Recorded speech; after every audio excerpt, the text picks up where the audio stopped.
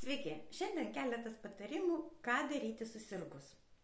Taigi, turbūt kiekvienas pastebėjote, kad kai susirgame, mūsų ir apetitas pablogėja, ir gerti liktai nesinori, ir sveikatos nėra, tai kągi daryti tokiu atveju, ką mums signalizuoja organizmas, kad jam padėti. Taigi,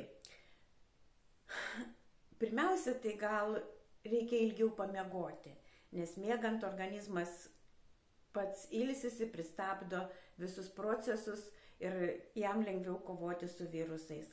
Taip pat reikėtų pakeisti savo mitybą, gal šiek tiek valgyti daugiau troškintų, keptų daržovių, o ne žalių. Gerti arbatos šiltos, ne karštos, ir ją pasisaldinti, kad organizmui netrūktų energijos. Taip pat valgyti daugiau sriubos, gal košės, bet košę virti ne iš viso grūdo, o iš dribsnių. Taip pat gerti saldžią arbatą. O arbatą geriau saldinti cukrumi, bet ne medumi, o jeigu naudojate medų, tai tuomet jį geriau valgyti nuo šaukštelio. Jeigu viduriuojate ar vemiate, tai tada jokių būdų nevalgykite nei medaus, nei saldžios arbatos negerkite, o geriau tada mineralinį, bet pusuroką. Šiaip labai gerai dar pakvėpuoti eteriniais aliejais.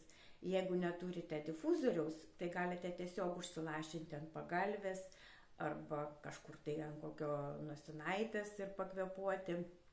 Galima pasitrinti eteriniu aliejumi. Tik tais vaikam netrinkite grynojo, reikia praskiesti. Labai gerai padukus patrinti, taip pat gerklytę pašildyti. Druskos įdėkite į maišelį, pašildykite porą minučių mikrobangų krosnelį ir tiesiog uždėkite ant gerklytės, ant krūtinytės, ant nugarytės ir pamatysite, kaip daug greičiau pasveiksite. Taigi, būkite sveiki, nesirkite ir iki kito karto. Dėkite like, pasidalinkite mano video, jeigu patiko.